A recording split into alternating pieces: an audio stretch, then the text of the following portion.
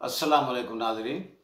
मेरा नाम मोहम्मद उस्मान है। आस्था लाजर उस्मान यूट्यूब चैनल पे नाज़रीन को खुश आमदीद।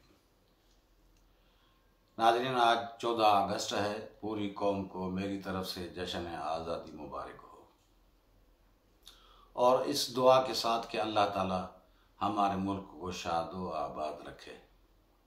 तो नाज़रीन, आज 14 अगस्त के मुताबिक, क्योंकि आज पाकिस्तान का आज़ादी का दिन है, तो इस दिन हमारा मुल्क जो है आज़ाद खुद मुख्तार इस रियासत के तहत जो वो आज़ाद रियासत बना था। तो इस वजह से मैंने भी आज मुल्क के लिए ही जायचा बनाया, वक्ती जायचा बनाया, तो इसके मुताबिक बात करूँगा।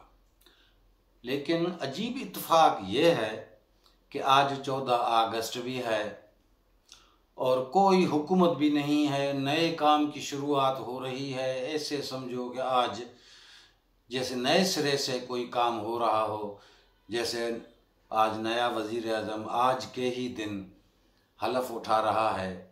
तो इंशाल्लाह ये भी अच्छी इब्तदा है और अच्छा लग रहा है कि आज के दिन वज़ीर आज़म हलफ उठा रहा है और नई काम की शुरुआत हो रही है। मैंने पहले भी वीडियो में कहता आ रहा हूँ कि तब्दीली आएगी, तो ऐसे समझो कि ये तब्दीली की शुरुआत हो रही है। तो इस वक्त जो नया वज़ीर आज़म आज हलफ उठाएगा, तो वो आज से ही अपना काम शुरू करेगा। तो देखना है कि उसको क्या क्या करना है, कौन से काम करने हैं।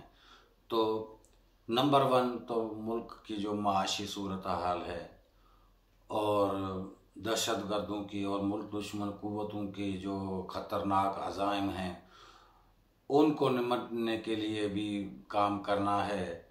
और वैसे सियासी हलचल, इलेक्शन, ये सारे काम जो हैं ये आने वाले वज़ीर आज़म के लिए चैलेंज हैं। तो दुआ है कि इनमें अच्छा लगता है, ये अंदाज़ा है मेरा कि ये अच्छी तरह ये काम निभाएगा और दयानतदारी से काम करेगा। तो नंबर पहले तो जो मुआशी बहरान है ये तब हल होगा जब अंदरूनी या बैरूनी जो भी कुव्वतें, दुश्मन कुव्वतें हैं, जब तक उनका सफाया नहीं होगा तो कोई भी काम वो करने नहीं देंगे, नहीं होगा। जैसे मुल्क में अभी भी बाजोड़ में धमाका हुआ था, अभी भी सुना है कि इधर कोई हमला हुआ है चीनी बाशिंदों पे, इंजीनियरों पे। तो ये थोड़ी थोड़ी हरकतें ये छोड़ेंगे नहीं जब तक इनका सफाया नहीं होगा। इस वक्त इसलिए मैंने पहले भी कहा था कि हमारी फ़ौज जो है वो हर एक पे नज़र रखती है और किसी को, दुश्मन को कामयाब होने नहीं देगी कि कोई मुल्क को नुकसान पहुंचाए। तो जब तक दुश्मन कुव्वतें ख़त्म नहीं होंगे तो मुल्क तरक्की नहीं करेगा। इसलिए पहले मुल्क की सलामती, तो इसमें वज़ीर आज़म का अहम किरदार होगा। मैंने पहले कहा था कि तब्दीली आएगी आएगी, यही तो शुरुआत है। तो पहले मुल्क के ख़जाने यानी कि बैतुल माल का जिन्होंने लूटा, तो बहुत से वक्त से ये लूटता आ रहा है हमारा मुल्क का ख़जाना। इमरान खान भी लूटा, दूसरे भी सियासतदान हैं उन्होंने भी लूटा होगा, वो तो सबको पता है। किसी से ढकी छुपी तो बात है ही नहीं कि भाई मुल्क, आवाम तो अपने ही काम में टैक्स अदा करने में पूरी है। आवाम को क्या मिलता है? कुछ नहीं मिलता। वो भी सबके सामने मैं बात करूंगा तो बोलेंगे कि ये तजिया की बात नहीं है, सितारे की। अब आखिर में मैं रीज़न दूंगा कि क्या होगा। इमरान खान के बारे में कल मैंने कहा था, किसी दोस्त ने पूछा था, उसका जायजा मैंने बताया था। तो उसको मैंने कहा था कि भाई हो सकता है कोई डील हो जाए, कोई ऐसी हो जाए तो हो जाए, नहीं तो ये तो फंस चुका है। लेकिन आज के जायचे में हमें दिख रहा है कि ये तो अब इससे कोई डील नहीं होगी, कि कोई रियायत नहीं होगी। क्योंकि पहले तो सियासी जमायतें थी जो इक़्तिदार में थी, वो तो खुद ही चोर का एहतसाब नहीं करता।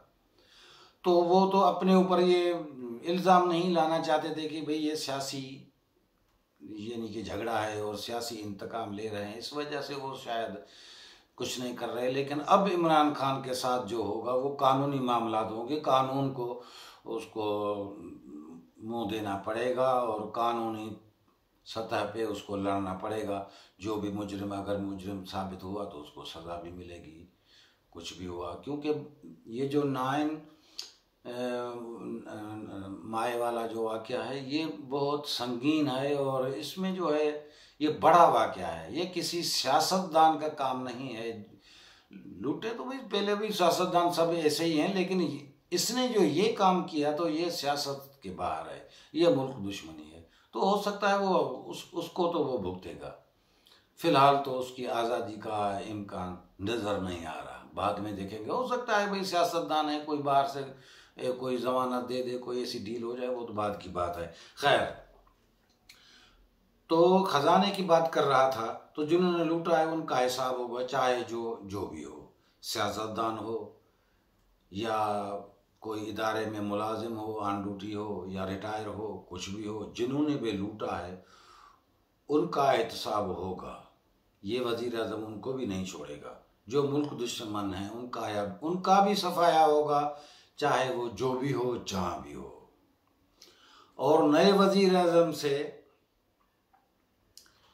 ये जो अभी मौजूदा सियासतदान हैं ये थोड़े थोड़े डर रहे हैं, क्योंकि जो धांधली करके आगे आते हैं तो वो तो भाई आगे नहीं आ सकते कि भाई हम कैसा भी करके धांधली नहीं होगी। इलेक्शन होंगे तो साफ शफाफ होंगे, इसमें भी फौज का अहम किरदार होगा।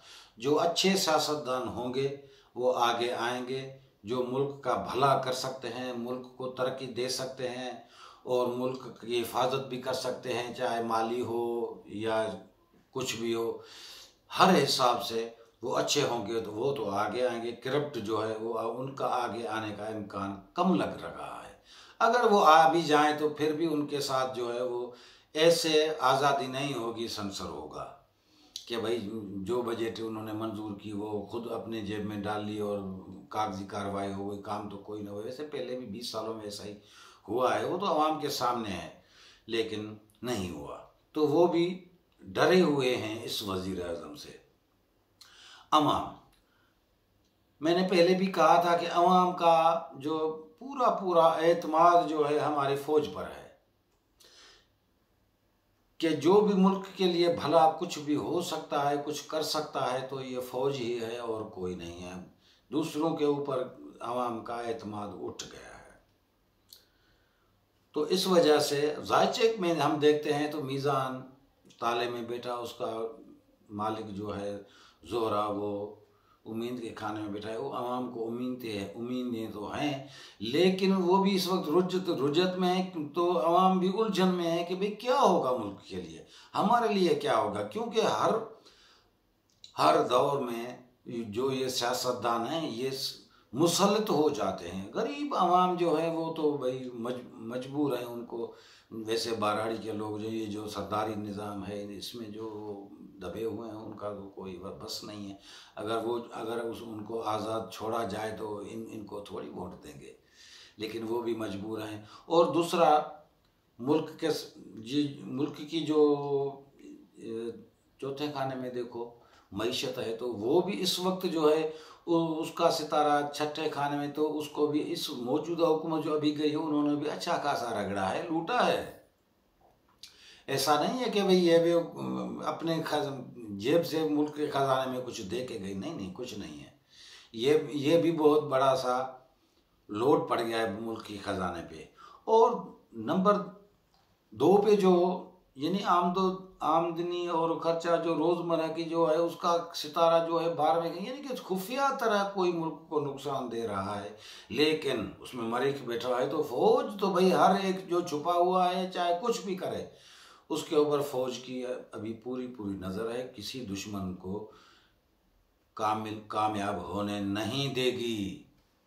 ये फौज जो है अब चौकन्ना हो रही है।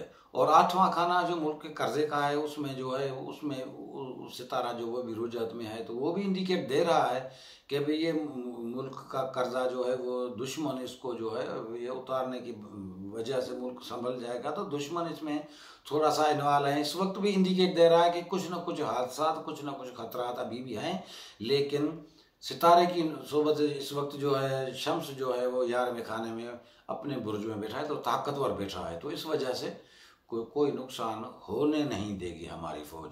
और वज़ीर आज़म का खाना इस वक्त जो है वो पावरफुल बैठा है, तो माशाल्लाह हमें तो के यही है कि ये मुसब्बित काम करेगा और बड़ी कामयाबी, मुसब्बित कामयाबी इसको वज़ीर आज़म को मिलेगी। बाकी इलेक्शन जो है, जब मुल्क के हालात सुधर जाएंगे और इलेक्शन के माहौल अच्छे होंगे तब इलेक्शन होंगे। इस वक्त मौजूदा इस साल में तो इलेक्शन नज़र नहीं आते, अगले साल में भी ऐसा मुमकिन नहीं है कि जल्दी हो सकता है, थोड़ा सा तूल भी पकड़ें, 1 साल तक भी आगे ले जा सकते हैं, क्योंकि मुल्क के हालात कुछ दुश्मनों ने ऐसे कर दिए हैं और सियासतदानों ने भी ऐसे कर दिए हैं कि भाई मुल्क को सियासी तौर भी उन्होंने बहुत नुकसान पहुंचाया है और लूटा है। जाते जाते भी वो पता नहीं कितने खजाने से पैसे लूट के ले गए हैं कि भाई इलेक्शन भी लड़नी है और इलेक्शन का खर्चा भी देना है। अब उनको अवाम याद आएगी तो भैया क्या करना है, लेकिन अवाम को पता है कि उन्होंने क्या किया। लेकिन आगे मुस्तकबिल जो है वो रोशन नज़र आ रहा है हमारे मुल्क का। इंशाल्लाह आगे जो हमारा मुल्क है और अवाम है उनको क़यादत भी अच्छी मिलेगी और इंसाफ भी उनको इम्कान है अच्छा मिलेगा।